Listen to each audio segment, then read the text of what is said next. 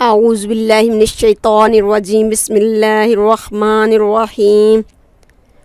10 محرم کو یوم عاشوراء کہا جاتا ہے اور اس دن کا روزہ مسنون ہے۔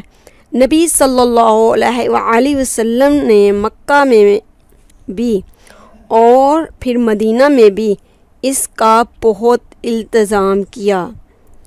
سیدہ عائشہ صدیقہ کی ایک روایت میں نبی مہربان کا مکی زندگی میں اس دن کے روزے کا تذکرہ ملتا ہے۔ بخاری جلد نمبر 1 میں کتاب الصوم کے علاوہ یہ حدیث مسلم، ابو داؤد، ترمذی، مسند احمد میں بھی موجود ہے۔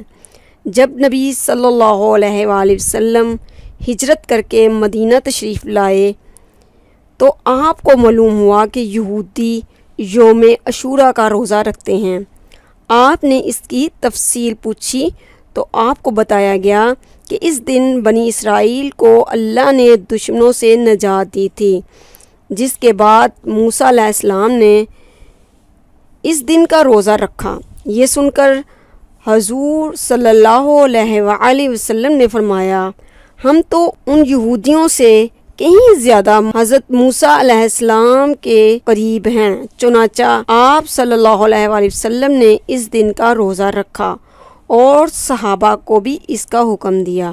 بخاری جلد نمبر 1 کتاب الصوم، بروایت حضرت ابن عباس۔ جب بعض صحابہ اکرام رضوان اللہ اجمعین نے اظہار خیال کیا کہ یہودیوں کے روزے رکھنے کے دن روزے کا اہتمام کہیں یہودیوں سے مشابہت نہ قرار پائے، تو آپ صلی اللہ علیہ وآلہ وسلم نے فرمایا کہ اگلے سال میں زندہ رہا تو محرم کی 9ویں تاریخ کا بھی روزہ رکھوں گا، کہ اگر ہم 9ویں محرم کا روزہ نہ رکھ سکے تو ہم 10 محرم الحرام اور 11 محرم الحرام کا روزہ ضرور رکھ لیں، اور یہودیوں سے مشابہت بھی نہ ہوگی۔ جو دن کی فضیلت بہت زیادہ ہے، اور احادیث میں ہے جو اس دن روزہ رکھتا ہے یا رکھے گا تو پھر اس کو کیا ثواب ملے گا؟ 1 سال کے روزوں کے ثواب کے برابر ثواب ملے گا۔ جزاک اللہ خیرہ۔